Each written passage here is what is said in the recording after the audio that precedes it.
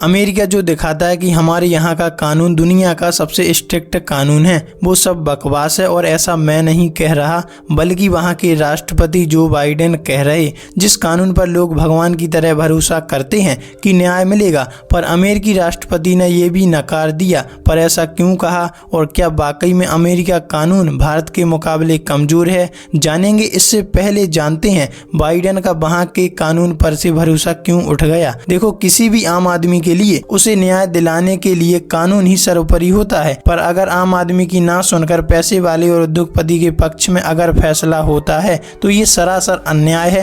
कानून की आड़ में समानता को निष्ठबद्ध करता है, साथ ही ये भी दर्शाता है कि पैसे से अपराध किया जा सकता है और रिहा भी हुआ जा सकता है। और आज बाइडेन ने असल में ये करके दिखाया, साथ ही जाते जाते लोगों को बताया भी कि कैसे अमीर उद्योगपति अमेरिका में कानून का उल्लंघन कर रहे हैं। आपको बता दें, ये खुद उस लिस्ट में शामिल हैं जिन्होंने अपनी राजनीतिक पावर के बलबूते पर अपने बेटे को माफ कर दिया था। वो कैसे, आइए जानते हैं। देखो, पिछले दिन वाशिंगटन डीसी में अपना विदाई भाषण देते हुए इन्होंने करीब 15 मिनट भाषण दिया, पर इन 15 मिनटों में इन्होंने एक बार भी ट्रंप का नाम नहीं लिया, जबकि ये भाषण ट्रंप की नीतियों और उनके सहयोगियों के इर्द गिर्द ही रहा। बाइडेन ने आखिरी भाषण में कहा कि देश में रईसों के एक छोटे से तबके का वर्चस्व बढ़ रहा है, इससे देश और लोकतंत्र को खतरा है। वहीं टेक इंडस्ट्रियल कॉम्प्लेक्स के उभार पर चिंता जताई और इससे अमेरिकी नागरिकों के अधिकारों को खतरा बताया। कहा, हमने जो कुछ भी किया उसका असर देखने में समय लगेगा,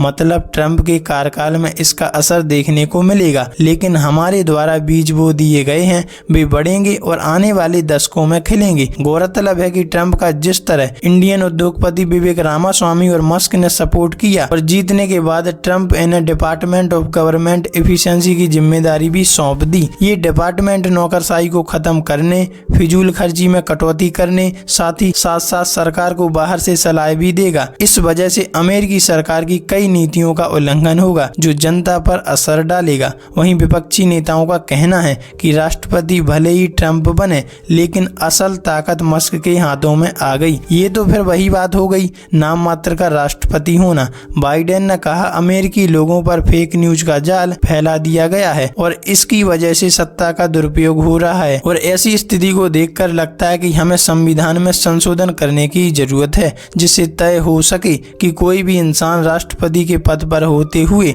अपने अपराधों से आजाद नहीं है। रही बात बाइडेन की, तो कुछ दिन पहले इन्होंने भी सरकार के आने से पहले अपने बेटे को माफ कर दिया था, जिसे 20 साल की सजा होने वाली थी। इनके बेटे हंटर बाइडेन पर बंदूक रखने, धोखाधड़ी, टैक्स चोरी जैसे तमाम आरोप थे, पर इन्हें माफ करने के वक्त बाइडेन ने कहा कि उनके ऊपर आरोप तब लगाए गए जब कांग्रेस में मेरे कई राजनीतिक विरोधियों ने उन्हें मुझ पर हमला करने और मेरे चुनाव का विरोध करने के लिए उकसाया। हंटर पर लगाए गए आरोप बेबुनियाद हैं, केवल उसे इसलिए निशाना बनाया गया क्योंकि वो मेरा बेटा है और यह गलत है। अब कौन सही है कौन गलत, ये कहना थोड़ा मुश्किल है। आपके हिसाब से कौन सही है, कमेंट में जरूर बताइएगा।